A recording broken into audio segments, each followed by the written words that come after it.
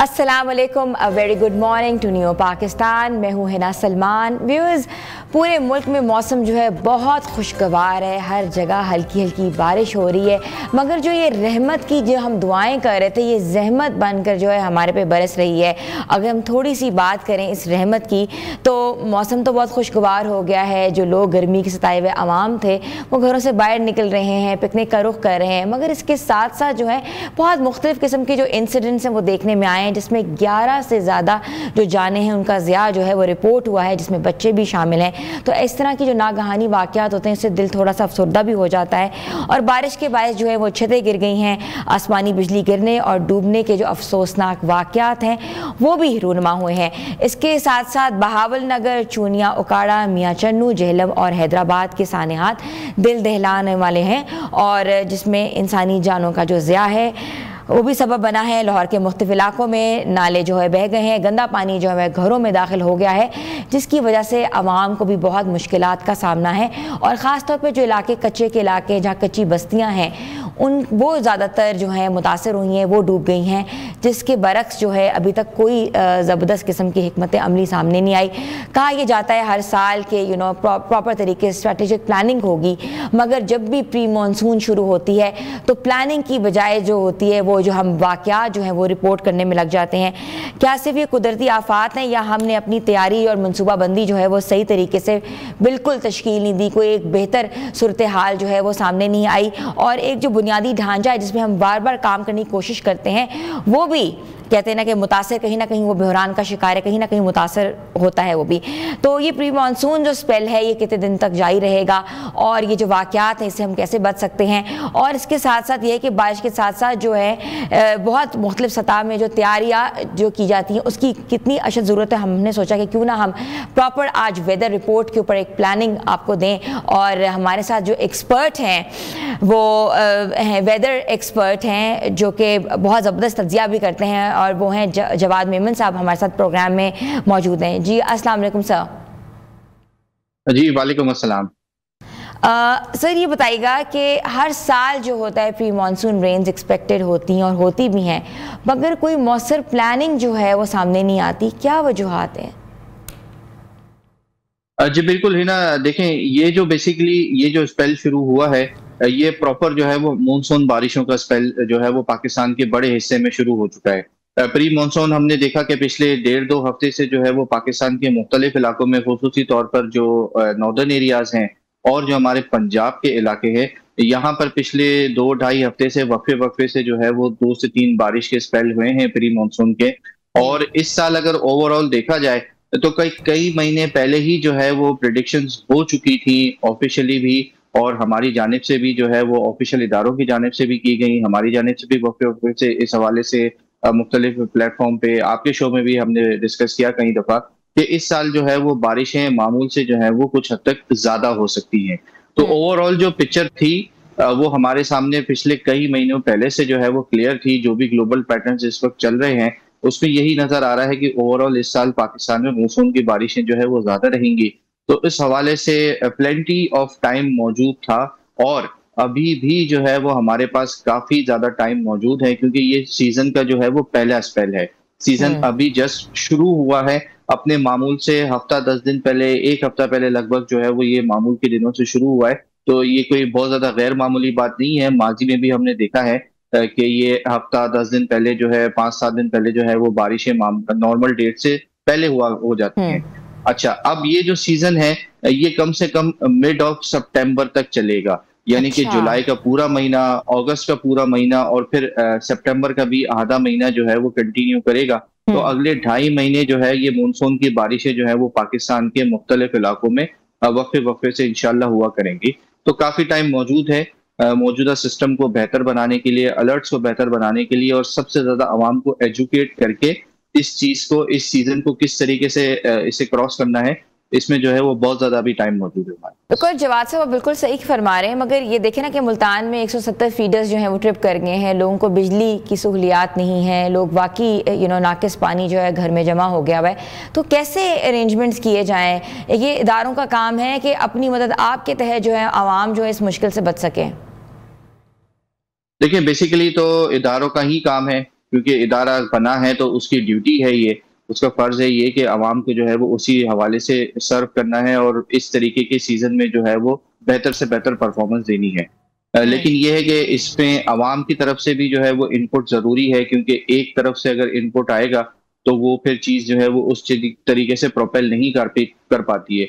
इदारों को आवाम के साथ जो है वो अलर्ट रह के जो है वो ऑन टाइम ये सारी चीजें करनी है, साथ ही साथ आवाम को भी जो है वो इदारों के साथ कोऑपरेट करके जो है वो जिस तरीके से वो बिल्कुल, आप अपडेट देते हैं, जवाद जिस साहब वजह तरीके से फरमा वो रहे बताते हैं, हैं। मुझे ये बताइएगा जैसे कराची का जो इलाका है, सिंध का इलाका है, जहाँ ऑलरेडी जो है नदी नाले जो हैं कचरे से भरे होते हैं, प्रॉपर एडमिनिस्ट्रेशन के तहत कचरा साफ नहीं किया जाता, और जब बारिश का पानी उन पे पड़ता है तो ऑलरेडी नाले जो है वो भरे में, तो बारिश का पानी कहाँ जाए, पूरे शहर डूब जाता है कराची की अगर हम बात करें।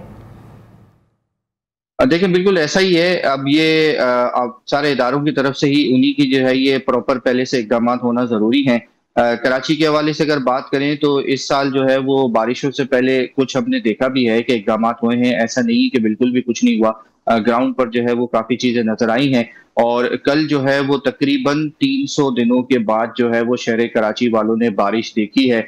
पिछले 300 दिनों से जो है वो कोई भी इस तरीके की बारिश नहीं हुई थी।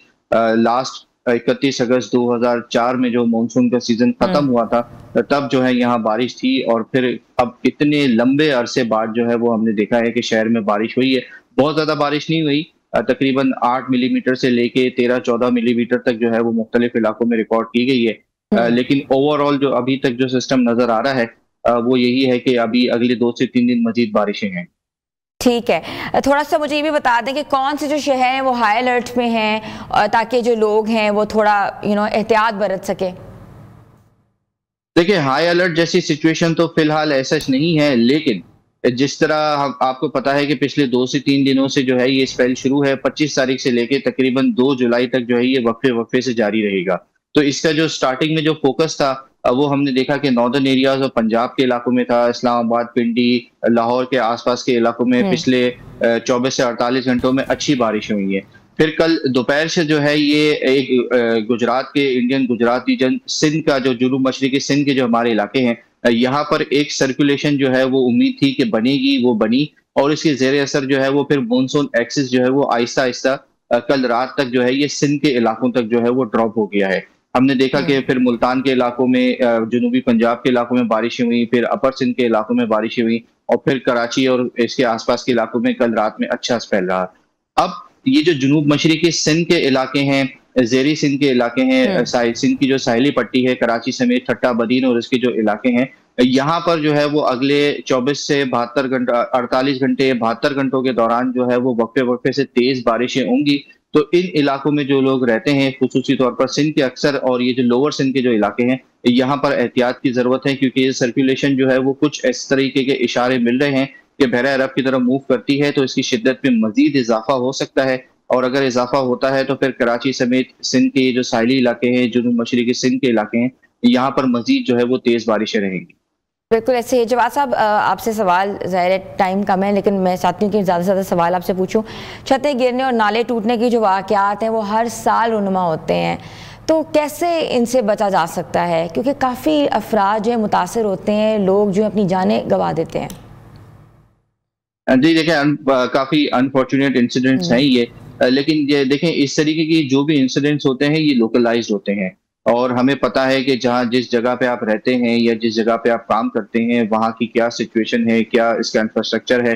देखें गवर्नमेंट जो है वो हर एक एक घर में जाके जो है वो शायद उस चीज को नहीं फिक्स कर पाएगी। ये हमें अपनी मदद आपके तहत ही जो है वो करना पड़ेगा, और जब हमें पता है कि बारिशों का सीजन है और ओवरऑल वैसे भी जो है वो बारिशें मामूल से ज्यादा एक्सपेक्ट की जा रही हैं, तो उसका सबसे अच्छा तरीका ये है कि सीजन शुरू होने से पहले अपनी तमाम तर इस तरीके की जगहों को जो है वो इंस्पेक्ट करें, और अगर उसमें कोई खामियां नजर आती है तो अपनी मदद आपके तहत ही जो है वो फौरी तौर पे इसे जो है वो ठीक किया जाए।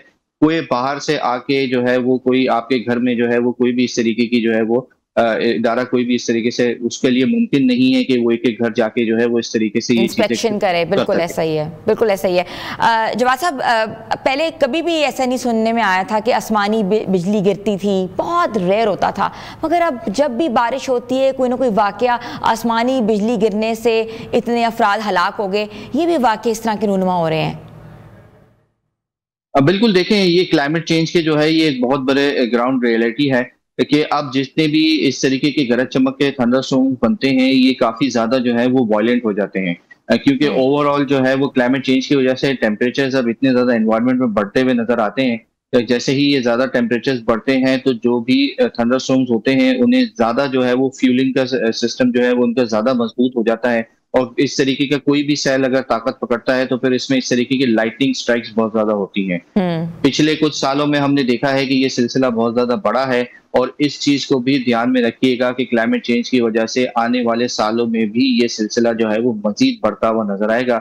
लिहाजा इसका सबसे अच्छा तरीका यही है कि कोई भी इस तरीके का खतरनाक तूफान हो या थंडरस्टॉर्म हो जिसमें आप देखें कि हवा तेज है, आंधी है या लाइटनिंग बहुत ज्यादा हो रही है, तो फौरी तौर पे जो है वो किसी ऐसी जगह पे शिफ्ट हो जाए जहां पर कम से कम चांसेस हो इस तरीके के लाइटनिंग स्ट्राइक से, तो इससे काफी ज्यादा जो है वो नुकसान को जो है वो बचाया जा सकता है।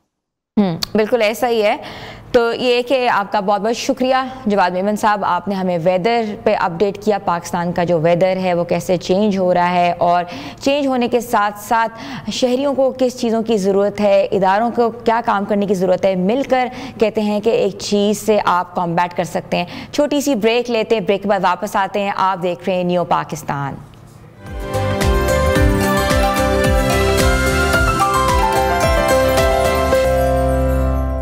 न्यू पाकिस्तान में आपको एक बार फिर से खुशामदीद कहते हैं। व्यूज़, आपको एक मज़ेदार बात इधर बतानी है कि माँ बाप और बच्चों का जो रिश्ता होता है ना, बहुत इंपॉर्टेंट होता है। इंपॉर्टेंट होने के साथ साथ वो बहुत गहरा होता है, उसमें बहुत डेप्थ होती है।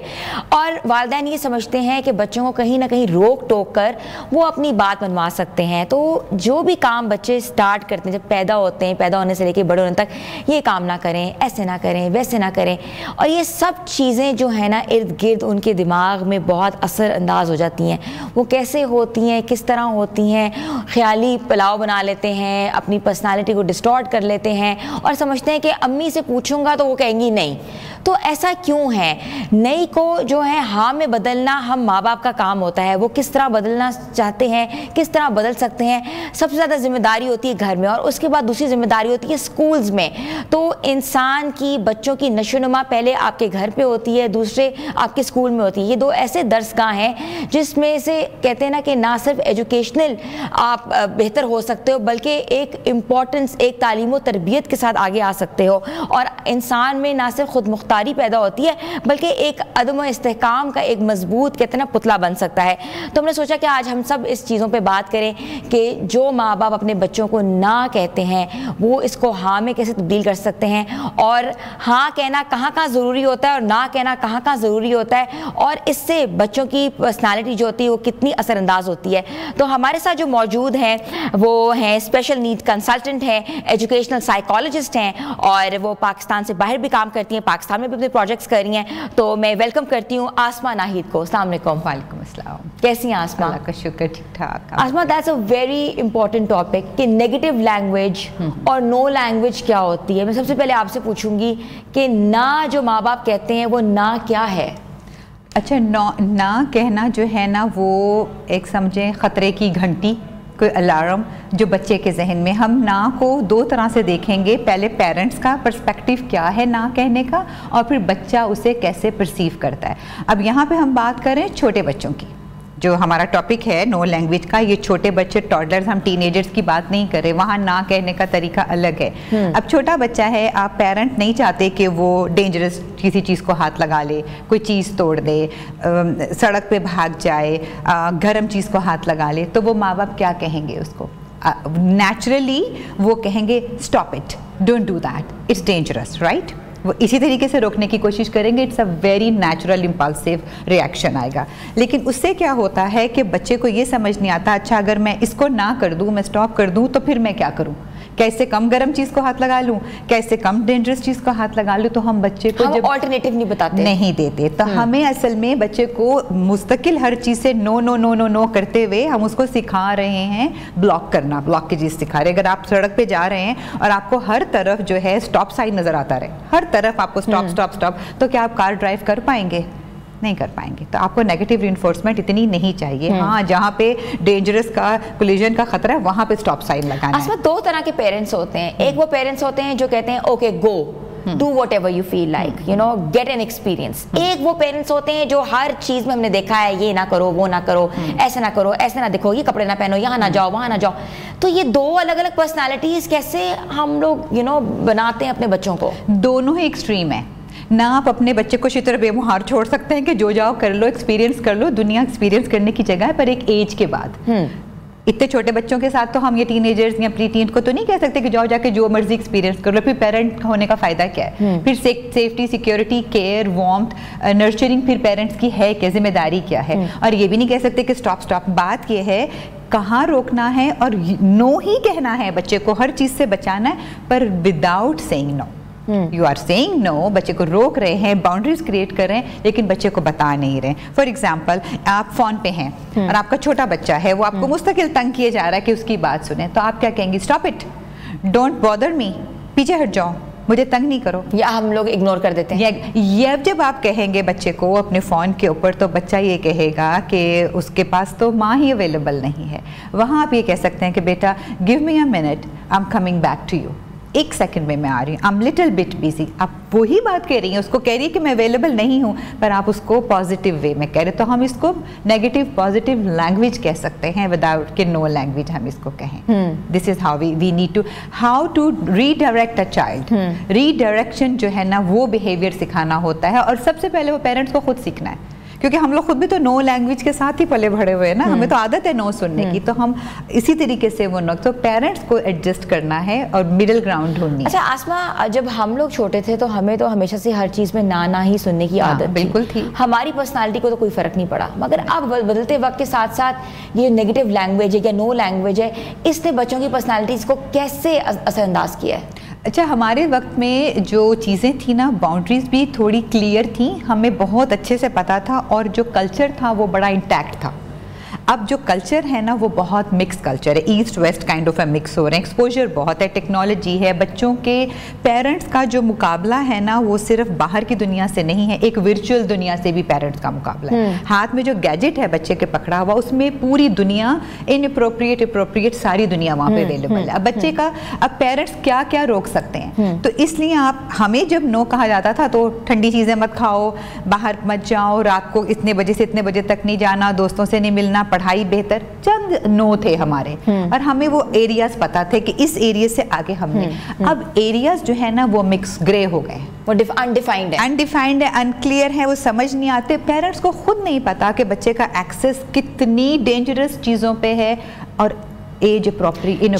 छोटे बच्चे 8 साल के 9 साल के पेरेंट्स को आके पूछ रहे होते हैं, कहना है go for a slip over. हाँ जी, अब हमारे यहाँ ये हम सवाल ही नहीं पैदा होता था कि हम ये कर सके, अनटिल अनलेस नानी दादी का घर ना हो, सेफ सिक्योर घर ना हो। तो पेरेंट्स हमेशा नानी के घर भेजते थे, खाला के घर, बस यहाँ तक दोस्तों के बारे में महदूद था। अब जबकि डेंजर ज़्यादा है, उतनी ही ज़्यादा यलगार है कि स्लीप ओवर के लिए चल जाए, और हमारा वो नहीं मानता। अब हम क्या कह रहे हैं, अगर हम बाकी बच्चों के पेरेंट्स करने दे रहे हैं स्कूल में, और एक पेरेंट नहीं करने दे रहा, तो बच्चा नहीं उसको प्रोसेस कर सकता। वो कहता मेरे पेरेंट्स इतने डिफरेंट क्यों हैं, मुझे क्यों नहीं वो जगह मिल रही।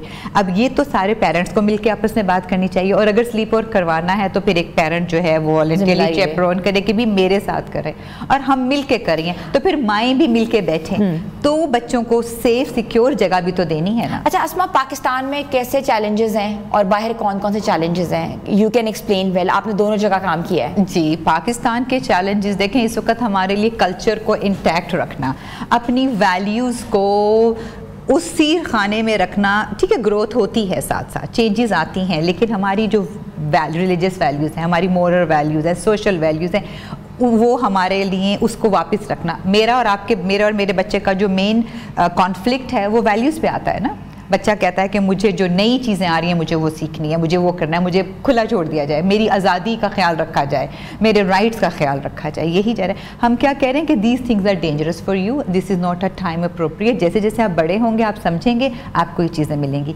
अब वेस्ट का जो कल्चर है, वहाँ पे आपके इर्द गिर्द आपकी लैंग्वेज बोलने वाले लोग कम हैं, ठीक है, आपके मज़हब के को मानने वाले कम है, हराम हलाल की चीज़ें कम है, वहाँ पे माइंड सेट डिफरेंट है, तो वहाँ पे पेरेंट्स के चैलेंजेस चैलेंजेस बहुत ज़्यादा हैं कि अपनी वैल्यू सिखाना, अपना कल्चर सिखाना, अपनी फैमिलीज़ के बारे में बताना और वो बॉन्ड क्रिएट करना। Parents they are doing amazing job outside, वो बहुत मेहनत कर रहे हैं। उनको से और इश्यूज़ भी हैं कि देखें वो नौकरियां भी कर रहे हैं, काम भी कर रहे हैं, घरों से दूर हैं, मुल्क से दूर हैं, फिर अपनी रिलीजियस वैल्यू को उसी तरीके से सिखाना। जो बाहर की दुनिया है वेस्ट में, वो तो ये चीज़ें नहीं कर रही ना करने देती है, आसानी से नहीं करने देती। नेगेटिव लैंग्वेज या नो लैंग्वेज से बच्चे की पर्सनालिटी जो है वो शेकन तो होती है, मगर इम्पैक्ट मैं पूछ रही हूँ क्या क्या आता है, बच्चा किस किस डूम चीज़ों में चला जाता है। अच्छा, अगर बच्चा ये देखे कि मेरे पेरेंट्स, और छोटे बच्चे की बात करिए, वो ये देखे कि मुझे हर चीज़ पे रोक टोक की जा रही है और वो बड़ी हार्श, जब हम नो का वर्ड यूज़ करते हैं तो हम बड़ा हार्श वर्ड है, नो वर्ड जो है ना, don't do that, no you can't, तो ये सब चीज़ें जो है ना, इसमें एक टोन भी है। आप सॉफ्ट टोन में तो नो नहीं कहते ना, तो नहीं कहते बेटा देखो इस तरह नहीं, ऐसे कर देते हैं, let's do this way, let's do. तो जब वो, तो बच्चा सिर्फ जो है ना वो डेंजर डेंजर डेंजर, अब मैं छोटे बच्चे की बात कर रही हूँ, जब वो ये सुनता जाएगा तो वो उसके और उसके पेरेंट के बीच में एक लफ्ज़ आ जाएगा, उस वर्ड का नाम होगा नो। तो वो जो नो है ना, वो उसकी पर्सनैलिटी से ज़्यादा जो उसके और माँ बाप के बीच में जो किसे कहते हैं ना, फ्रिक्शन क्रिएट करेगा कि मुझे पूछना ही नहीं है, मुझे बात ही नहीं सुननी है। वो आहिस्ता आहिस्ता सीखता जाएगा, खुद भी नो कहेगा बहुत ज़्यादा, पेरेंट्स को नो कहेगा ज़्यादा। तो आप नो कह के बच्चे को ये सिखा रहे हैं कि वो आपको भी नो कहे। आप बच्चे के साथ बच्चा तो इमिटेट करता है ना, जो छोटा बच्चा वो होता है। आप छोटे बच्चों को नो नो कहें, बहुत छोटे टोडलर्स को, वो आपको आगे से नो नो नो नो कहेंगे। इसका मतलब कि हम पेरेंट्स जो है अपना कोई डिसीजन भी इम्पोज नहीं कर सकते बच्चों, हमें करने का तरीका, अल्टरनेटिव रीडायरेक्टिव कैसे होना चाहिए, कि कैसे होना चाहिए बात करने का। अच्छा, इसे बच्चे से बार्गेन नहीं करने का, बच्चे को बताने का कि देखें अच्छा अब आपका ख्याल है कि अब 20 महीने का बच्चा है, 25 महीने का बच्चा है, क्या मैं उसको एक्सपीरियंस करने दूं कि स्त्री को हाथ लगा लो, गर्म स्त्री को हाथ जला लो? नहीं। और मुझे उसको रोकना भी है और मुझे उसको नो भी कहना है विदाउट सेइंग नो। तो हम उससे कह सकते हैं कि it's dangerous, it's not right, it hurts you, don't do that, don't do. जब आप कहेंगी लेट्स डू समथिंग एल्स, एक बच्चा है उसके हाथ में कोई चीज़ है, वो टीवी के ऊपर मारा है, अब अपने टीवी नहीं तोड़वाना आपने उससे, तो आप उससे कहते हैं, अगर आपको उसके रिएक्शन से नजर आ रहा है तो आप उसको वहाँ से फिजिकली भी रीडायरेक्ट करते हैं, सिर्फ वर्बली रीडायरेक्ट नहीं करना। बहुत सी चीज़ों पे आपने फिजिकली बच्चे को प्यार से उसका हाथ पकड़ के उसको डिस्ट्रैक्ट करके उसको, और ये मैं 3 साल तक के बच्चों की बात कर रही हूँ फिलहाल। जैसे जैसे बच्चों की एज बढ़ती जाएगी फिर आपको जस्टिफिकेशन भी देनी है, नो का रीज़न क्या है, बच्चे को रिवायर भी करना है उसके जहन को कि क्यों नो कहा जा रहा है और मेरे ही पेरेंट्स नो क्यों कहते हैं। बाकी बच्चों के पेरेंट्स, आपको पता है बच्चे आके जो हैं वो सबसे पहले कंपेयर करते हैं, उसके बच्चे तो नहीं कहते। बेजा रोक टोक, बिला वजह की रोक टोक, सिर्फ अपनी आसानी के लिए, सिर्फ अपनी पावर के लिए कि पेरेंट्स के पास पावर तो है ना, सिर्फ पावर स्ट्रगल बिटवीन, तो फिर ये आपके लिए बहुत डेंजरस है। बच्चा आपका बदतमीज़ भी होगा, बच्चा आपकी बात भी नहीं सुनेगा, डिसरिस्पेक्टफुल भी होगा, आपसे दूर भी हो जाएगा, डिफरेंट किस्म के डेंजरस एक्सपीरियंस भी करने की कोशिश करेगा और वो गलत लोगों के हाथ में भी जाएगा, क्योंकि अपने घर से तो उसको नो मिल रही है ना। अपने घर से आप नो कहें, आप बाउंड्रीज बनाएं, पर आप बच्चे को अपने करीब करके भी कह सकते हैं। The way how you do it, आपको बॉन्ड नहीं ख़त्म करना, प्यार, उसको ये पता होना चाहिए कि अल्टीमेटली केयर, मोहब्बत, नर्चरिंग, सेफ्टी मेरे पेरेंट्स हैं। और ये बच्चों की एजेस जो आप बता रही हैं कि नेगेटिव लैंग्वेज और जो नो लैंग्वेज है वो कब से आगे फॉर्मुलेट करनी चाहिए बच्चों में, कौन सी उनकी एज ब्रैकेट होती है?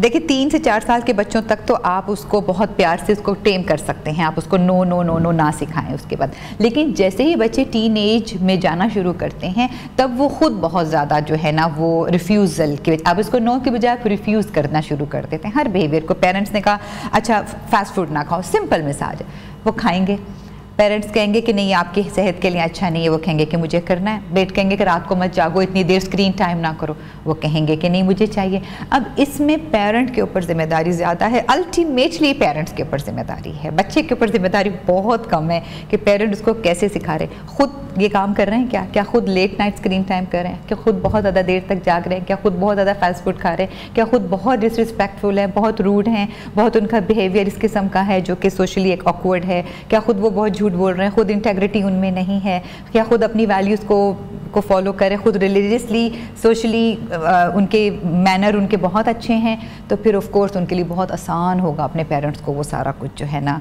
अपने बच्चों को तक वो टिकल बिल्कुल जो आप खुद करें वही आप अपने बच्चों को बोलें। अगर आप अपने बड़ों को, फॉर एग्जांपल एक कपल है, अब वहाँ पे अगर कपल आपस में लड़ रहा है, झगड़े कर रहा है, वो जिसको नो नो नो नो कह रहे, बच्चा चाहे 12 साल का है उस वक्त, चाहे वो सीख रहा है, वो कह रहा है, वो पावर स्ट्रगल सीख रहा है ना, तो पावर है ना, पावर स्ट्रगल हो रही है मियाँ बीवी के दरमियान, यही पावर स्ट्रगल बच्चे ने सीखनी है, और फिर वो आपके साथ भी करेगा, वो आपके साथ भी आर्ग्यू करेगा और वो नो यूज़ करेगा क्योंकि उसने वो सुना है बहुत ज़्यादा।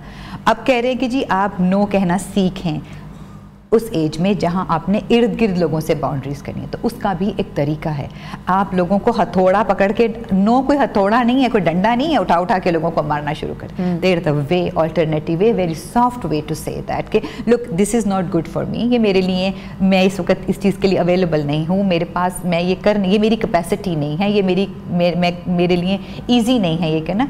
2 लाइन। अच्छा मुझे लगता है कि parenting is all about language, is a lot about आपने बात कैसे करनी, आपकी टोन कितनी, आपकी चॉइस ऑफ लैंग्वेज कितनी बेहतर है, और किसी के सामने नो नो ना करें। सबसे बड़ी बात ये कि जब हम किसी महफिल में बैठ के हम समझते हैं चलो ये तो हमारे कज़न्स ही हैं, ये तो हमारे अपने ही हैं, जब हम किसी, और फिर स्पेशली टीन बच्चे को तो जब आप बार बार टोकते हैं ना, तो उसकी पर्सनैलिटी जो है ना वो अपने अंदर जाती है। कुछ लोग बच्चे अपने अंदर चले जाते हैं, ऑब्जॉर्व कर लेते हैं और खुद नेगेटिव हो जाते हैं, कुछ बच्चे बहुत रिबेलियस हो जाते हैं। अब ये दोनों टाइप की तरफ, दोनों ही आपके लिए डेंजरस हैं, दोनों ही आपके लिए फ्रूटफुल नहीं है, दोनों तरह से मुश्किल होगी। अच्छा एक और चीज़ इधर बहुत देखने में आई है, टाइम बहुत कम है, कोई आंसर के बच्चों, पहले बड़ा बच्चा होता है वो सारी लेता है, नो रोक टोक, पेरेंट्स उसको बहुत स्ट्रीमलाइन करते हैं, उसका मैनर, उसका इंटायर लाइफ। जो छोटे बच्चे आते हैं उनके लिए ईज अप हो जाते हैं। क्यों?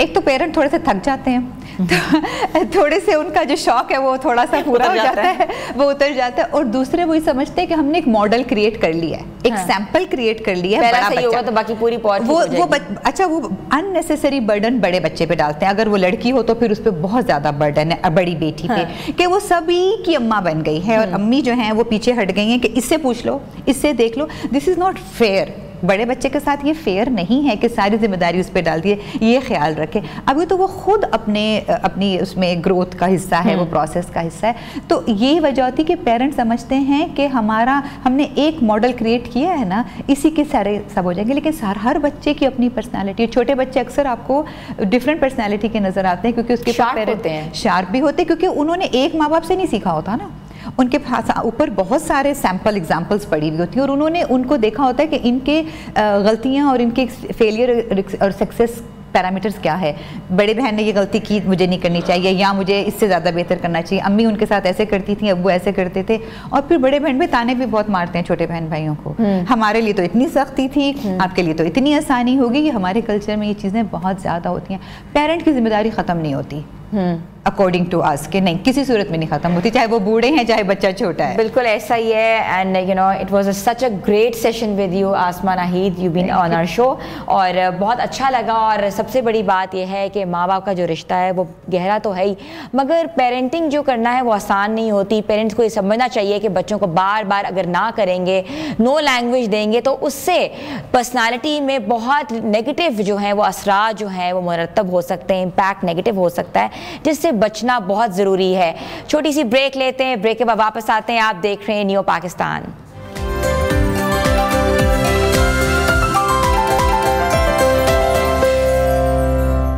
नियो पाकिस्तान में आपको एक बार फिर से खुशामदीद कहते हैं। जैसे जैसे गर्मी बढ़ती जा रही है वैसे वैसे कहते हैं ना कि जिस्मानी दर्दें जो हैं वो भी बढ़ती जा रही हैं। समझ ही नहीं आ रही आज कहाँ दर्द है, कभी कमर में दर्द है, कभी गर्दन में दर्द है, कभी टांगों में दर्द है, तो कभी पट्ठों में दर्द है।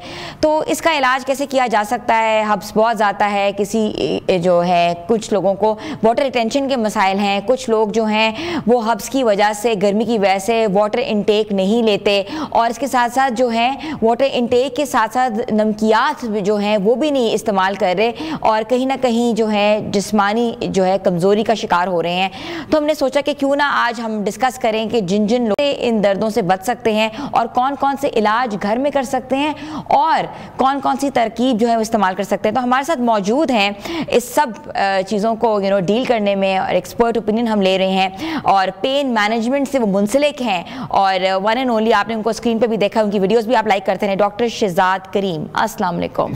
कैसे हैं सर? जी बिल्कुल ठीक।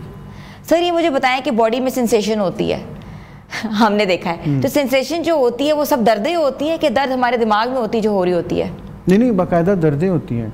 ये आपने बड़े अच्छा अभी इंट्रोडक्शन में बताया कि जो बरसात के मौसम में अक्सर लोगों को दर्दें शुरू हो जाती हैं और ख़ास तौर के ऊपर 2 किस्म की दर्दों के पेशेंट्स हमारे पास बहुत आते हैं। एक जो मसल क्रैम्प्स हैं यानी पट्टे खिंचना शुरू हो जाते हैं और दूसरा जॉइंट पेन्स हैं। और ये जॉइंट पेन ज़रूरी नहीं कि किसी बुज़ुर्ग को ही हो, यंग लोगों को भी हो सकती हैं। तो बरसात का और मानसून का डायरेक्ट ताल्लुक़ है, क्योंकि गर्मी जा रही होती है और मौसम चेंज हो रहा होता है, तो जिसकी वजह से दर्दें हो सकती हैं। आपकी बात बिल्कुल दुरुस्त है। ठीक है, दर्दें हो सकती हैं। सर ये जॉइंट पेन्स जो होते हैं, जब मसल क्रैम्प्स पड़ रहे होते हैं, अक्सर लोग जिम कर रहे होते हैं उसकी वजह से भी पड़ रहे होते हैं। अक्सर लोग जो हैं वो प्रॉपर डाइट नहीं ले रहे होते, जैसे कि आजकल ज़रूरत है कि आप नमक वाली चीज़ें ज़्यादा इस्तेमाल करें, मिनरल्स आप जिसमें हो ऐड ऑन हो वो इस्तेमाल करें, तो उन पर आप क्या कहते हैं? अच्छा, इसको ना 2 चीज़ें ज़रा कॉन्सेप्ट समझने की ज़रूरत है, ताकि अगर हमें थोड़ी सी समझ आ जाएगी तो उसको ट्रीट करना आसान हो जाए। ठीक है। अच्छा, होता ये है कि जैसी बरसात होती है, एक चीज़ होती है उसको बैरोमेट्रिक प्रेशर कहते हैं, यानी एक प्रेशर होता है जिसके तहत घुटनों के अंदर एक फ्लूइड होता है जिससे हमारे घुटने चलते हैं, जैसे मोबाइल होता है। जैसी बरसात का मौसम होता है या डैम्पनेस होती है, नमी ज़्यादा हो जाती है, वो फ्लूइड उस बैरोमेट्रिक प्रेशर की चेंज की वजह से बाहर आना शुरू हो जाएगा। उसके 2 असरात होंगे। एक तो ये कि बाज़ औक़ात लोगों को ये महसूस होगा कि मेरे जोड़ सूजना शुरू हो गए, उनमें स्वेलिंग शुरू हो गई है। नंबर 2, उसके प्रेशर की वजह से जो इर्द गिर्द के पट्टे हैं, उसके इर्द की नसें वो दबनी शुरू हो जाती हैं। लिहाजा एक तो पट्टों में खिंचाव शुरू हो जाएगा, जोड़ों में खिंचाव शुरू हो जाएगा। नंबर 2, दर्दें शुरू हो जाएंगी और इनका डायरेक्ट ताल्लुक बरसात से है। थोड़ी सी एहतियात से और थोड़ी सी कोशिश से सारी चीज़ें ठीक हो सकती हैं। अच्छा, किसी को अगर दर्द हो रही हो नॉर्मली और वो नहीं चाहता कि वो डॉक्टर के पास जाए, तो वो घर में क्या इस्तेमाल कर सकता है, कैसे इस दर्द को ट्रीट कर सकता है? क्योंकि अक्सर लोग तो बहुत ज़्यादा पेन किलर्स खाते हैं। अच्छा, हम ना इस आसान चीज़ को आसान करने के लिए इसको 2 हिस्सों में तकसीम कर देते हैं कि कुछ काम है जो आपको करने चाहिए घर में और कुछ काम है जो आपको नहीं करने चाहिए। जैसे मसलन करने वाले काम कौन से हैं कि पानी का इस्तेमाल ज़्यादा रखें, ताकि पानी के साथ साथ अगर आप उसमें थोड़ा सा ORS डाल लें तो पानी के अंदर न सिर्फ पानी जाएगा बल्कि नमकियात की कमी भी नहीं होगी। ठीक है। नंबर 2, थोड़ी सी एक्सरसाइज ज़रूर करें, मसल स्ट्रेचिंग ज़रूर करें। बाहर नहीं जा सकते तो घर में चलते फिरते रहें। नंबर 3, ये जो जितने फिज़ी ड्रिंक्स हैं, ये कॉफ़ी है, ये चाय है, इसका इस्तेमाल कम कर दें। अच्छा। नंबर 4, ये जितने जंक फूड है, जितना ये फास्ट फूड है, ये तली हुई चीज़ें, इसका इस्तेमाल कम कर दें। इस मौसम में पक्की ज़रूर, ताकि पानी जो है वो जिस्म का ज़ाया ना हो। ठीक है। अच्छा, नंबर 4, पुराना खाना, बासी खाना, इससे बिल्कुल परहेज़ करें। नंबर 5, घर से बाहर के खाने से जितना कोशिश कर सकते हैं परहेज़ करें, ये बहुत ज़रूरी है। हाथ अपने साफ़ रखें, चीज़ें धो के खाएँ। ये तो वो हैं जो करने वाले काम हैं। अच्छा, कुछ ऐसे हैं जो नहीं करने वाले काम, मसलन अगर आप कहते हैं जी मैं पानी नहीं पीता, ये कोई कारनामा नहीं है, पानी पीना चाहिए। पानी में मैं नमक नहीं डालता, लेना चाहिए। घर में अगर आप कच्ची लस्सी बनाते हैं जो हमारे घरों में है, घर में लस्सी बनाते हैं जो हमारे घरों में है, इसको लेने में भी कोई हर्ज नहीं है। बंदा सोया रहे, लेज़ी रहे, लेटा रहे और अपने आप को मूव ना करे, ये नहीं करना चाहिए। तो चंद चीज़ें अगर हम ये थोड़ी सी एहतियातें कर लें, जवान भी, बच्चे भी और बड़े भी, तो ये सारी दर्दें महफूज रह सकती हैं। ठीक है। हमने देखा है कि मार्केट में बहुत डिफरेंट किस्म के ऑयल्स आ गए हैं, pain relief oils, pain management oils और बहुत से, I don't want to name them, obviously हर ब्रांड का अपना ऑयल है। क्या वो कारआमद हैं? कोई हर्ज नहीं, आप उनको इस्तेमाल कर सकते हैं, जोड़ में इस्तेमाल कर सकते हैं, मसाज के लिए इस्तेमाल कर सकते हैं। लेकिन एक बात याद रखिएगा, आपको एक कट लाइन लगानी चाहिए कि आज मैंने तेल इस्तेमाल किया, सपोज़ मुझे एक जॉइंट पेन हो रही है, पट्ठों में दर्द शुरू हो गई हैं, और मैं 1 हफ्ते तक इस तेल का जो भी उन्होंने इस्तेमाल रखा है उसको मैं इस्तेमाल करके देखता हूँ या देखती हूँ। अगर उस 4-6 दिन के अंदर फ़र्क नहीं पड़ा, इसका मतलब ये हुआ कि कोई और मसला हो सकता है, तो फिर उस मसले की तरफ जाएं, उसको पहले डायग्नोज कराएं, उसको ठीक कराएं। लेकिन रूटीन में इस्तेमाल करिए, हल्के से मसाज करने के लिए, जोड़ों पे लगाने के लिए कोई हर्ज नहीं, आप इस्तेमाल कर सकते हैं। इस्तेमाल आप कर सकते हैं, आप उसको रिकमेंड करते हैं। अच्छा, मुझे बताइएगा कि जिस्म में हीट एग्जॉशन और मसल फटीग जो होते हैं, उनके दरमियान में क्या फ़र्क है? अच्छा, बड़ा अच्छा सवाल है।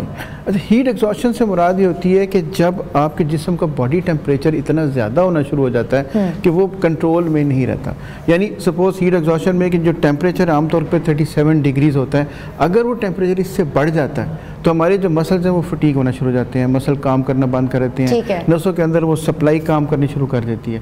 अच्छा, मसल फटीग है उसी का एक पार्ट समझ लें। मसल फटीग में ये है कि आपको ताकत की कमी महसूस होगी, आप चलेंगे तो लगेगा कि मेरे में जान नहीं है, मैं सुबह उठाऊँ तो मेरे से उठ के खड़ा ही नहीं हुआ जा रहा, खड़ा होकर चला नहीं जा रहा। वो जो पहले एनर्जी होती है, इम्यूनिटी होती है, वो कम होना शुरू हो जाती है। तो मसल फटीग के लिए ये ज़रूरी है कि जिस्म के अंदर पानी की मकदार पूरी हो, नमकियात की मकदार पूरी हो, और ख़ास तौर पर ख़वातीन में विटामिन डी की जो और विटामिन सी की जो क्वांटिटी वो पूरी होनी चाहिए। अच्छा, आप समझते हैं कि ये जो है ये बेहतरीन हल है इसका। अच्छा, मुझे बताइएगा कि बहुत से लोग जो हैं वो पेन किलर्स पे इंहिसार करते हैं, उनको ज़रा भी दर्द हो रही हो, कहीं माइग्रेन हो रहा हो, क्योंकि आपको पता है माइग्रेन की भी बहुत सी इकसाम है, मैं इस पे बारे में बात करूँगी, तो वो पेन किलर्स खा लेते हैं। पेन किलर्स के कितने नुकसान हैं पेन मैनेजमेंट के हवाले से? हर चीज़ की जो ज़्यादती है ना वो नुकसानदेह। ये नहीं मैं कह रहा कि आप घर के अंदर जिस नाम से भी पेन किलर आ रहे हैं वो ना खाएं, लेकिन वही बात है कि हम अपने डॉक्टर्स लोगों को यही टीच करने की कोशिश करते हैं कि एक कट लगाएं कि मैंने सपोज मुझे 1 गोली खाने की ज़रूरत पड़ती थी, मुझे 4 गोलियां खाने की ज़रूरत पड़ती है और मैं ठीक नहीं हो रहा। इसका मतलब है कि वो चीज़ ऐसी है जो अब उससे लिमिट से निकल गई, आप किसी को चेक करा लें। लेकिन कोई भी चीज़ ज़्यादा खाएंगे वो मैदे को भी नुकसान देगी, वो जिगर को भी नुकसान देगी, और इसके अलावा जो आपके गुर्दों को भी नुकसान देगी, और ओवरऑल आपकी जो बॉडी का स्ट्रक्चर है वो डैमेज होना शुरू हो जाता है। और ख़ास तौर पर जो ख़वातीन हैं उनको जो अपने अंदरूनी सिस्टम्स हैं वो उसके ऊपर इफेक्ट होना शुरू हो जाते हैं, तो वो नहीं इस्तेमाल करनी चाहिए एक हद से ज़्यादा। डॉक्टर साहब, ख़वातीन को माइग्रेन के बहुत इशूज़ होते हैं, इसकी डिफरेंट कॉजेज़ जो हैं वो सामने आई हैं, तो माइग्रेन्स किस किस किस्म के होते हैं और उसको कर्ब कैसे किया जा सकता है? अच्छा, माइग्रेन 4 to 6 टाइम्स ये फीमेल्स में ज़्यादा होती है, ये एक स्ट्रक्चरल कुछ चेंज है। नंबर 2, पहले ये था कि ये सिर्फ फीमेल्स में या बड़ों को होती है, हमारे पास बच्चे भी आते हैं 6-6 साल के जो माइग्रेन के साथ आते हैं। जी बिल्कुल। अच्छा, और ये फेमिलियल है, एक बहन को है तो दूसरी को भी है, और बहन को है तो उसके बच्चों को भी है, बच्चों से था तो उसके नानी को भी है, फैमिली में होता है। फैमिली में होती है। अच्छा, इसमें वो 3-4 की किस्में होती है। एक किस्म उसमें होती है जिसमें साइड के एक साइड पे दर्द होती है, वो दर्द फिर पीछे फैल के गर्दन तक चली जाती है। फिर इसके अलावा कुछ दर्दें होती हैं जो पूरा महीना चलती रहती हैं। कुछ ऐसी माइग्रेन की किस्में जो 1 दिन होगी, फिर 5 दिन बाद फिर होगी, 10 दिन बाद फिर होगी, और इसी तरह कुछ और पेन्स हैं जिनको हमें ये आइडेंटिफाई करना ज़रूरी है कि ये माइग्रेन है या कोई और पेन है। मसलन अगर कोई टेंशन हेडेक होती है वो बैंड की तरह होगी, सामने यहाँ से आगे से होगी। कोई साइनस हेडेक होती है जो यहाँ से साइनसेस होते हैं इनमें होती है। एक क्लस्टर हेडेक होती है जो मेल्स के अंदर होती है, वो यहाँ से होती है। लिहाजा माइग्रेन को और हेडेक्स को आइडेंटिफाई करना ज़रूरी है ताकि ये उसका इलाज किया जा सके। और जो ब्लड प्रेशर हाई होता है तो उसकी हेडेक कहाँ होती है? ब्लड प्रेशर की हेडेक आमतौर के ऊपर ये दोनों कनपट्टियों में होगी, और नंबर 2 इसके पीछे ये जो गर्दन की जगह है यहाँ पे खिंचाव होना शुरू हो जाएगा। अच्छा, माइग्रेन के लिए छोटी सी एक और बात, जैसे आप काम कर रहे हो, बैठे हो यहाँ पे, घर में कोई बंदा काम कर रहा है या किसी दफ्तर में काम कर रहा है, उसको माइग्रेन शुरू होगी तो क्या करें? मेन चीज़ ये कि दवाई, अगर माइग्रेन शुरू होगी, अब मैं दवाई खाई तो उसको असर होने में टाइम लगेगा, लेकिन इमीडिएटली क्या किया जा सकता है? इमीडिएटली 2-3 मैं आपको छोटे छोटे बीइंग के डॉक्टर टोट के बता देता हूँ। पहली बात तो ये कि आप अगर आप जिस साइड पे माइग्रेन हो रही है, अगर आप उस साइड की आईब्रोज को पकड़ के थोड़ी देर के लिए प्रेस करके रखें तो उससे भी आपको कंप्रेशर से इलाज मिलेगा, आराम मिलेगा। नंबर 2, ये 3 उंगलियों से जिस साइड पर माइग्रेन हो रही है, अगर आप उसको उस साइड को मसाज करना शुरू कर दें चंद मिनट के लिए, यू विल फील रिलीव्ड। ये उस सूरत में जब और कुछ नहीं हो रहा आपके पास, आप दवाई खाएंगे तो उसका असर होगा, असर होने में टाइम लगेगा। अच्छा, इसके बाद आप किसी ऐसे कमरे में चले जाएँ जहाँ पर रोशनी कम हो, जहाँ पर शोर कम हो, जिसका टेम्परेचर थोड़ा सा डाउन हो, फिर आप ठंडा पानी पी लें या ठंडे पानी के छींटे मार लें। ये वो तमाम चीज़ें हैं जो आपको माइग्रेन की इमीडिएट रिलीफ में हेल्प करेंगी, और उस दौरान अगर आपको दवाई खा सकते हो तो दवाई खा लें ताकि उसका भी असर हो जाए, वो जो इमीडिएट रिलीफ है, क्योंकि अगर दर्द एक दफ़ा शुरू हो जाए तो बंदा आमतौर पर किसी काम के काबिल नहीं रहता। डॉक्टर साहब ये हमेशा से सुना है जैसे कि ठंडा गर्म नहीं होना चाहिए, आपने कहा अभी ठंडे पानी की छींटे मार लें, एक तरफ से आपकी हरारत हो रही है, गर्मी है आ रही है, ऊपर ठंडे पानी की छींटे मार लें, ये दोनों ऑपोजिट रिएक्शन नहीं है? नहीं, ये मैं माइग्रेन के लिए बता रहा हूँ। माइग्रेन में टेम्परेचर नहीं होता।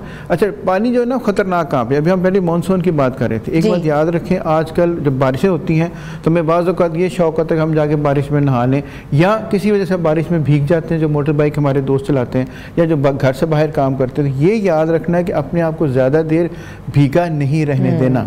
ये याद रखना है कि आपने उस ठंडी हालात में किसी ऐसी जगह पर नहीं चले जाना जहाँ पे सामने पंखे लगे हों या AC लगे हों। सडन चेंज ऑफ टेम्परेचर है, उससे आपकी बॉडी का टेम्परेचर डिफरेंट हो जाएगा, उससे बाकायदा बीमारी होने के, पट्ठों के खिंचाव होने के, जोड़ों की दर्दें होने के चांसेस बहुत ज़्यादा। तो बेहतरीन हाल है कि अपने कपड़े चेंज करें अगर कर सकते हैं तो, और उस कुछ देर के बाद अपने आप को उस टेम्परेचर में लेके जाएं, नहीं तो आपके जिस्म में पट्ठों का खिंचाव भी शुरू हो सकता है और दर्दें भी हो सकती हैं। वैसे आपने बहुत ऑथेंटिक बात की है। जो बच्चे बाहर खेलते हैं, हब्स का मौसम है, फुटबॉल खेल रहे हैं या क्रिकेट खेल रहे हैं, वो एकदम से घर आते हैं और फ़ौरन AC में चले जाते हैं, उसके बाद उनकी बॉडी स्टिफ हो जाती है। सर उसके लिए आप क्या रिकमेंड करते हैं, क्या करना चाहिए? Gradual change. पहले आए हैं तो थोड़ी देर बाहर बैठे हैं, बेशक पंखे के नीचे थोड़ी देर के लिए बैठ जाएं, कि सडन चेंज ऑफ टेम्परेचर ये बच्चों के लिए नहीं है, ये हमारी उन बहनों के लिए जो घरों में किचन में काम करती हैं। आप किचन में सामने खड़े हैं, आपके सामने आग जल रही है, किचन का टेम्परेचर बहुत ज़्यादा है, आपने अपने आप को रिलीफ देने की फ़ौरन साथ वाले कमरे में चले गए जो बहुत ही ठंडा है। तो ये चेंज ऑफ टेम्परेचर है। वो लोग जो ठंडी गाड़ियों में बैठे होते हैं एकदम बाहर निकलते हैं धूप में, तो जितनी चेंज ऑफ टेम्परेचर ज़्यादा होगी उतने पट्ठों के खिंचाव के और जोड़ों की दर्दों के चांसेस बढ़ते जाएंगे। सो इसको थोड़ा ग्रेजुअल रखें, टेम्परेचर इतना डाउन ना करें कमरे का तो सर्दी लगनी शुरू हो जाए। It should be comfortable. क्या ये ना हो कि आपको दो कंबल लेने पड़े, ये कोई टेम्परेचर की क्राइटेरिया नहीं है। टेम्परेचर कंफर्टेबल होना चाहिए, वो ठीक है। अच्छा, मुझे बताएं कि दर्द जो होती है, पेन कहते हैं, वो कितनी इकसाम की होती है? पेन की बहुत सारी किस्में हैं।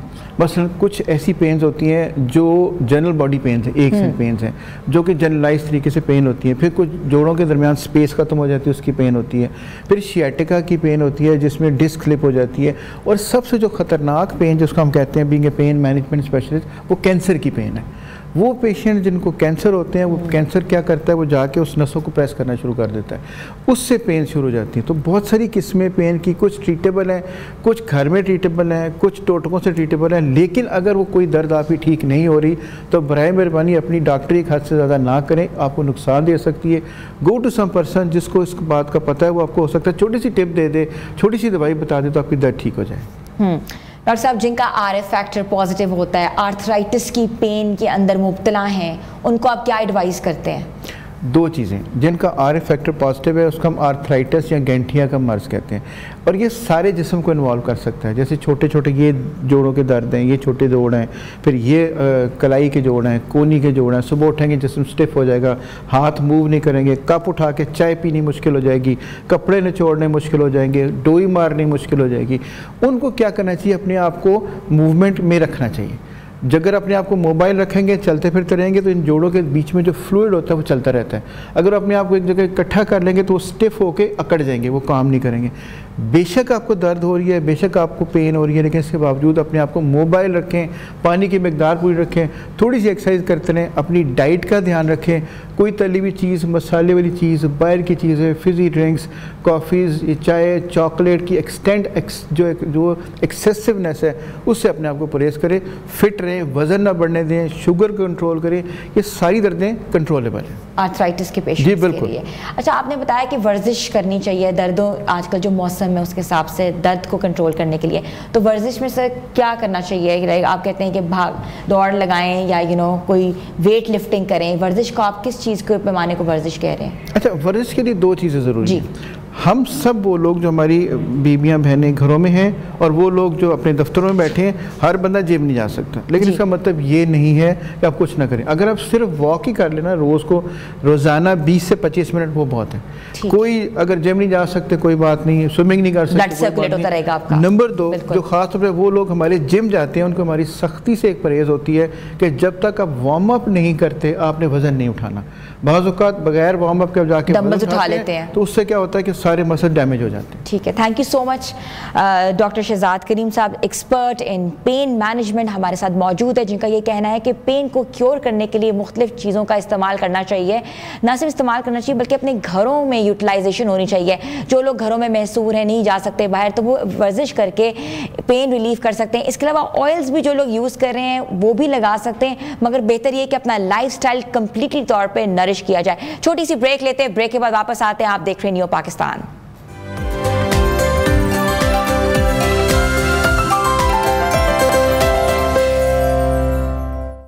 नियो पाकिस्तान में आपको एक बार फिर से खुशामदीद कहते हैं। अब बात करते हैं थोड़ी सी पाकिस्तान हॉकी के हवाले से। पाकिस्तान हॉकी जो है एक मरतबा फिर अहम मोड़ पर खड़े कर दिया गया है और बदहाली का शिकार है। हालिया दिनों में इसको इंटरनेशनल हॉकी फेडरेशन की तरफ से दावत मिली थी कि प्रो हॉकी लीग आकर खेली जाए, और पाकिस्तान हॉकी फेडरेशन ने इस बात को माना कि हमारी टीम जो है वो जाकर बाकायदा जो है ये इस लीग में हिस्सा लेगी। मगर माली बदहाली की वजह से और कहते हैं कि माली मशरूत की वजह से पाकिस्तान हॉकी जो है इस वक्त कासे रह जाने से, और ये कहा यह जा रहा है कि इस वक्त शिरकत के लिए 50 करोड़ रुपए की ज़रूरत है, और अगर रकम जो है ना टाइम पे ज़ाहिर अवेलेबल होगी तो पूरी जो टीम है वो नहीं जाके खेल सकेगी। तो ये सिचुएशन कैसी है कि पाकिस्तान हॉकी टीम को आलमी सतह पर शर्मिंदगी का सामना एक बार फिर से करना पड़ रहा है, क्योंकि ये जो लीग है इसमें वही टीम्स जो है वो शिरकत करती हैं जो कि वाकई एक मकाम रखती हैं, और पाकिस्तान ने इससे पहले प्रो हॉकी लीग में कभी शिरकत नहीं की, और शिरकत करने के बगैर पाकिस्तान हॉकी टीम 17वें नंबर पर आ गई थी। मगर एक बेहतरीन मौका था, एक सुनहरी मौका था पाकिस्तान हॉकी टीम के लिए कि जाके अपनी पोजीशन को मुस्तहकम कर सके, ना सिर्फ मुस्तहकम कर सके बाकायदा तौर पे इंटरनेशनल प्ले से जब खेलेगी तो ऑब्वियसली एक कॉन्फिडेंस आएगा, एक कॉन्फिडेंस बूस्ट होगा, और जो हॉकी टीम है पाकिस्तान की उसका रिवाइवल होगा। तो इस सारी सिचुएशन पे बात करने के लिए हमारे साथ मौजूद हैं साबिक secretary Pakistan hockey federation Haider Hussain. अस्सलाम वालेकुम सर। वालेकुम सलाम, खैरियत से हैं आप? जी सर बिल्कुल, हम तो खैरियत से, मगर पाकिस्तान हॉकी फेडरेशन जो है वो बिल्कुल खैरियत से नहीं लग रही। इतनी बड़ी माली मुश्किलात का शिकार है, 50 करोड़ रुपए की ज़रूरत है इस फेडरेशन में, इस लीग में जाने के लिए, क्या कहेंगे? 50 करोड़ रुपए की जरूरत है, ये मुझे बताएं। जो पीछे अरबों रुपए मिले हैं उसमें क्या किया पाकिस्तान हॉकी फेडरेशन ने? खाने के अलावा कौन सा काम किया? बच्चों को क्या फायदा मिला इसमें? आप मुझे बताएं। अगर 50 करोड़ नहीं, आप 50 करोड़ कह रही हैं, 25 लाख डॉलर मांगे इन्होंने, जो 60 करोड़ से भी ज्यादा बनते हैं। अब पहले तो प्रो लीग में ये होता था, होम अवे सीरीज होती थी, लेकिन अब इन्होंने कर दिया है कि आपने मुख्तलिफ कंट्री में जाके ये मैचेस खेलने हैं, 5 कंट्रीज में जाना है। लेकिन मुझे उस वक्त भी ये समझ में नहीं आ रहा कि ये 50 करोड़ की या 70 करोड़ रुपए की हमें जरूरत क्या है। दूसरा मुझे बताएं, अगर आपको 70 करोड़ रुपए मिल भी गए, उसमें बच्चों को क्या होगा? वही 20,000 30,000, वो इसी मतलब बगैर भूखे पेट बगैर जॉब के खेलेंगे। आप पहले अपना आप मुझे बताएं कि अगर पाकिस्तान टीम को दूसरी टीम किसी ने बुला लिया तो आपके पास कोई लायमल है? आपके पास कोई टीयर्स हैं? मतलब सिर्फ एक पाकिस्तान टीम जो 18 प्लेयर हैं, 4-5 स्टैंड बाय, उसके अलावा क्या है पाकिस्तान के पास? आपने आगे क्या प्लान किया हुआ? कोई प्लानिंग है आपके पास? मुझे तो ये पाकिस्तान हॉकी फेडरेशन क्या कर रही है?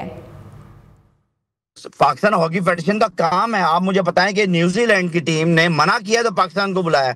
अगर पाकिस्तान टीम फाइनल जीत जाता तो कोई प्लान था कि आगे आपने प्रो लीग में जाना है? आपके पास तो अभी तक बच्चों के पैसे ही नहीं मिले। जब मैंने ज्वाइन किया था तो पाकिस्तान हॉकी फेडरेशन के अकाउंट में 2,000 रुपए थे। अच्छा। उसके बाद 32 करोड़ तक एक साल में क्या एक्टिविटीज और फंड्स लेके आए। तो सारा गवर्नमेंट, आप गवर्नमेंट पे क्यों बोझ बन रहे हैं? क्या पाकिस्तान हमारा नेशनल गेम तो है, लेकिन आप ये बताएं कि पिछले जो फंड्स है उसका क्या किया जो FIA में केसेस चले गए? मतलब आपको खाने के लिए दिया जाए? इससे बेहतर है कि आप सबसे पहले इसका एहतसाब करें और क्लीन अप ऑपरेशन करें। आप मुझे बताएं कौन सा प्रेसिडेंट जो है जो टूर पे जाता है? आप 1948 से हिस्ट्री उठा लें, मतलब 20 दिन का टूर है तो प्रेसिडेंट और सेक्रेटरी साहब हैं। यहाँ पर क्या किया? बच्चों के पास पैसे नहीं है और आप करोड़ों रुपए TA ले रहे हैं। सबसे पहले तो आपको बच्चों पे काम करना चाहिए। बच्चों को 500 पर डे डॉलर देनी चाहिए जो आप खुद ले रहे हो। आप लोगों को तो डेली लेनी नहीं चाहिए। और जब मैं आया तो बच्चों की 20,000 रुपए डेली थी, और जब मैं पाकिस्तान टीम में खेल रहा था तो $100 मिलते थे। तो मैंने आते ही जो अपने वसाइल देखते हुए $150 किए, और फिर इन्होंने आके वही 20,000 कर दिया, और अभी सुना शायद 30,000 कर दिए। आप पहले इस पे करें, फिर दूसरा आप मुझे बताएं कि फेडरेशन को सस्पेंड किया हुआ है पाकिस्तान गवर्नमेंट ने, पहले आप इनका स्टेटस तो बहाल करें। आप प्रेसिडेंट, आप पाकिस्तान हॉकी फेडरेशन। बिल्कुल ऐसे ही है। आई थिंक हमारा जो जी सर, आप आवाज़ सुन पा रहे हैं? जो राब्ता जो है ना वो हमारा जो है वो मुंतका हो गया है, क्योंकि थोड़ी सी डिस्टॉर्शन थी आवाज़ में। तो जैसे ही राब्ता होगा हम वापस बात करेंगे। लेकिन पाकिस्तान हॉकी फेडरेशन जो है वो बिल्कुल प्री पार्टीशन से, जब से ये हॉकी जा रही है तो 48 से ही जो हॉकी थी हमारी पाकिस्तान की नेशनल टीम है और एक नेशनल गेम है। इस नेशनल गेम को हमने किस सतह पे हम ले गए हैं, कहाँ ले गए हैं, ये इदारों की सबसे बड़ा खोखलापन है कि इसका कोई एहतसाब नहीं किया जा रहा। हमारे जो प्लेयर्स हैं वो इस वक्त बदहाली का शिकार हैं। वो कहाँ जाके इंटरनेशनल आप लीग्स खेल सकते हैं जब वो इतने इक्विप्ड ही नहीं है। जी हैदर हुसैन साहब हमारे साथ मौजूद है। जी जी बिल्कुल, मैं मौजूद हूं। मैं सिर्फ यही आपसे कह रहा हूं कि देखें, पहले हर फेडरेशन का ऑडिट होता है, फिर फ्रांसिक ऑडिट होता है, फिर एक डीएसी की मीटिंग होती है, फिर उसके बाद पब्लिक अकाउंट कमेटी लास्ट में आ जाते हैं कि पब्लिक अकाउंट कमेटी के बाद सारी एजेंसीज बैठी होती है, नैब बैठी होती है, एफआईए बैठी होती है, एंटी करप्शन बैठी होती है। उसके बाद जब अगर ये लोग सेटिस्फाई नहीं कर पाती कोई भी फेडरेशन, तो फिर उनके हवाले किया जाता है। लास्ट स्टेज पे प्राइम मिनिस्टर हाउस से जो कमेटी बनी थी, जिसमें एयाज सादिक साहब थे, ख्वाजा आसिफ साहब थे और मजारी साहब थे जो मिनिस्टर थे स्पोर्ट्स के। फिर उसके बाद एक सब कमेटी बनी जिसमें Olympian Shahnaz Sheikh, Olympian Islahuddin, Olympian Akhtar Rasool, इन सब के रिकमेंडेशन पे फिर जो है पब्लिक अकाउंट कमेटी की तरफ से, प्राइम मिनिस्टर की तरफ से एफआईए पे केसेस गए हैं। उसका क्या हुआ? और आप उसके बाद पैसे दे रहे हैं, जाली अकाउंट खोले गए। उसके बाद जो है मतलब हॉकियां जो है कैश पे खरीदी गई, वो भी बेनामी, को जिनको बॉस कंपनी को कोई जानता नहीं। बिल्कुल ऐसा ही है हैदर हुसैन साहब, आप बिल्कुल बजा फरमा रहे हैं, सिचुएशन ऐसी है। मगर आपसे एक सवाल है, क्योंकि पाकिस्तान की जो हॉकी है वो पाकिस्तान का नेशनल गेम है, हम अपना खोया हुआ मकाम कैसे पा सकते हैं? आई थिंक आवाज़ जो है थोड़ी सी डिस्टॉर्ट हो रही है, बार बार वो कहीं जा रहे थे इसलिए हमसे आवाज़ों की भी ठीक भी नहीं आ रही थी। लेकिन बहुत बहुत शुक्रिया हैदर हुसैन साहब आपका, आपने बड़ी खरी खरी बातें की हैं, और खरी खरी बातें तो की हैं, मगर ये बातें कब तक इम्प्लीमेंट होंगी? पाकिस्तान हॉकी जो है वो इतने सालों से बदहाली का शिकार है, कब जो है वापस रिवाइवल होगा इस हॉकी का? हमारा कौमी खेल है, हमारा नेशनल टैग है ये। इस टैग के साथ हम जीते हैं कि पाकिस्तान की जो हॉकी थी, कई ज़मानों से पाकिस्तान हॉकी ने बढ़ चढ़ कर हिस्सा लिया, ना सिर्फ बढ़ चढ़ कर हिस्सा लिया, बाकायदा हमारी जीत जो है वो घर लेकर आए। तो पाकिस्तान हॉकी टीम का अब जो हाल है, जो सिनेरियो है, इस वक्त इतने पैसों की ज़रूरत है एक प्रो लीग में जाना, मगर जहां डोमेस्टिक जो गेम है इसको इंटरनेशनल लेवल पे तभी लेके जा सकते हैं जब डोमेस्टिक स्ट्रक्चर जो है वो बेहतर होगा, जब डोमेस्टिक स्ट्रक्चर जो है ना सिर्फ बेहतर होगा, बाकायदा जो प्लेयर्स हैं, जो ओलंपियंस हैं, उनको उनका हक मिलेगा। और ओलंपियंस को जो हक देना वाकई बहुत अहम है, क्योंकि वही मुल्क के लिए खेल रहे हैं, वही कौम के लिए खेल रहे हैं, और जो वो कमा रहे हैं उससे उनका घर चल रहा है। तो ये सब चीज़ों को मद्देनज़र रखना चाहिए, सब चीज़ों को आगे लेके चलना चाहिए। जो इदारे हैं उनको इस पर बाकायदा तौर पर ना इस पे कोई एक मुस्तहकम एक कोई अहकाम जारी करने चाहिए। छोटी सी ब्रेक लेते हैं, ब्रेक पर वापस आते हैं। आप देख रहे हैं न्यू पाकिस्तान।